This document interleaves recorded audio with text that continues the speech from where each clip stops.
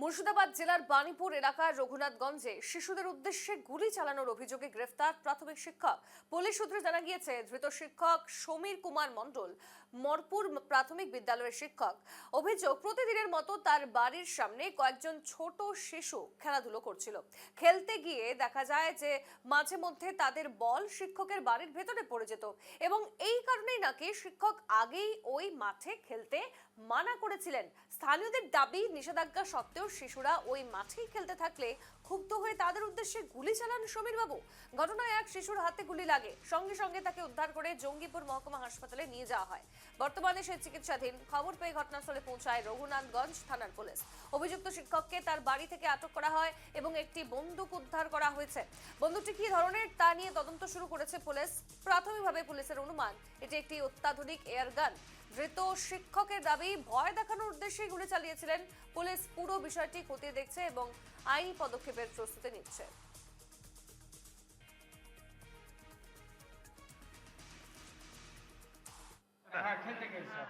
উনি কি পেশায় কি করেন? মাস্টারও। উনি এইভাবে নির্বোধের মতো গুলি চালাতে পারেন? সেটাই তো এখন বক্তব্যটা। এরকম ভাবে গুলি চালালো, ক রাউন্ড মতো চালিয়েছিল? 5 রাউন্ড মতো। এটা কি গুলিটা কি? পাখি মারা বন্ধ করে। তার মধ্যে একটা ছেলেকে লেগে যায়? একটা ছেলে। কতজন মতো ছেলে মাঠে খেলা করছিল? মোটামুটি 10-15 জন। ঠিক আছে। উনি কোন স্কুলের মাস্টার জানেন? না, কোন স্কুলে ওটা জানা নেই। কিন্তু উনি শিক্ষক, তাই তো? হ্যাঁ, শিক্ষক। ভালো করে জানা আছে শিক্ষক। ওর নাম? সমীর মণ্ডল। মাঠে ছিল, অনেক বাচ্চা ছিল। হ্যাঁ, তা বাচ্চারা মাঠে খেলতে গিয়ে ওর বাড়ির দেওয়ালে বলও লাগে না, তাও খানো খায় বলছে বল লাগছে, কাঁচ ভাঙে না, তাও মানে মাঠটা বাড়ির পাশেই? হ্যাঁ, রাস্তার পাশে মাঠটা একবারে। তো কি কারণে উনি এরকম ভাবে? খানো খায় ছাদের উপর থেকে গুলি করেছে, 5 থেকে 6 রাউন্ড গুলি করেছে, পাখি মারা বন্ধুকে গুলি। হ্যাঁ, একজনের কানের পাশ দিয়ে গেছে শুদ্ধ গুলি, আর একজনের মাথার উপর দিয়ে গেছে, আর একই কি বলে গেছে। তো যিনি গুলি করেছেন তার নামটা কি? তার নাম সমীর মণ্ডল। তার বাড়ি কোথায়? বাড়ি বাণীপুর, হঠাৎ কালের পেছনেই বাড়ি। আপনার নামটা কি? আমার নাম প্রসেনজিৎ সরকার।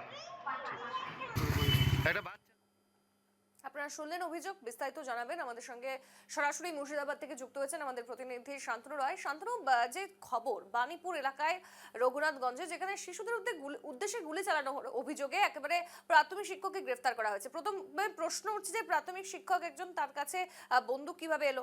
তিনি কেন বাচ্চাদের উপর এভাবে নির্মমভাবে গুলি চালালেন?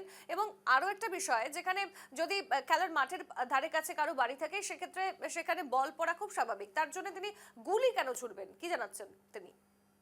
একেবারেই দেখো, আমার সাংবাদিকতা জীবনের 16-17 বছর এইরকম ঘটনা কিন্তু কখনো আমি দেখিনি।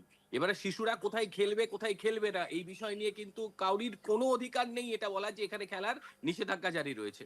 তো মূলত অনেকেই বালির মধ্যে এয়ার গান রাখে, ওই বিশেষ করে পাখি তাড়ানোর জন্য, কিংবা এখানে হনুমানের প্রাদুর্ভাব অনেক বেশি, অনেকে বাড়ির মধ্যে এয়ার গানটা রাখে। তো স্বাভাবিকভাবে তিনিও সেটা কিনেছিলেন এয়ার গান।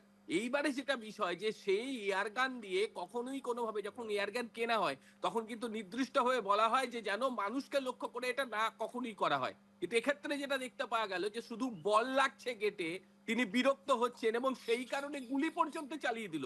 মানে এই কতটা অমানবিক হলে এই কাজটা করতে পারে? শিশুরা বাইরে খেললে পরে লোকে বারণ করতে হবে যে এখানে খেলিস না বাবা, কিন্তু তা বলে গুলি চালাবে, এটাই কিন্তু আশ্চর্যজনক বিষয়।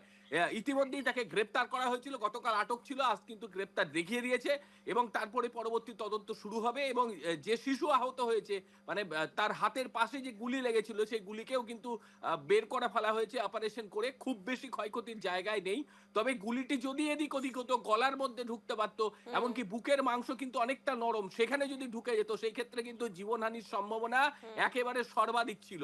এবং আপাতত এলাকার মানুষজন যেটা চাইছে যে একেবারে দৃষ্টান্তমূলক শাস্তি যেন এই শিক্ষককে দেওয়া হয়।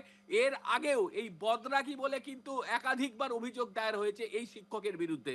তার স্কুলের যারা পড়াশোনা করে তারা কিন্তু এখন রীতিমতো আতঙ্কের মধ্যে রয়েছে। পরিবারের লোকজন বলছে পাঠাবে কি পাঠাবে না, কারণ যে শিক্ষক ছোট ছোট শিশুদের উপর গুলি চালাতে পারে তার কাছে যারা পড়ে তাদের অবস্থা ঠিক কোন পর্যায়ে পৌঁছতে পারে, এটা ভেবেই রীতিমতো শিউরে উঠছে এলাকার মানুষজন সহ অভিভাবকরা। বেশ, ধন্যবাদ তোমায় শান্তনু।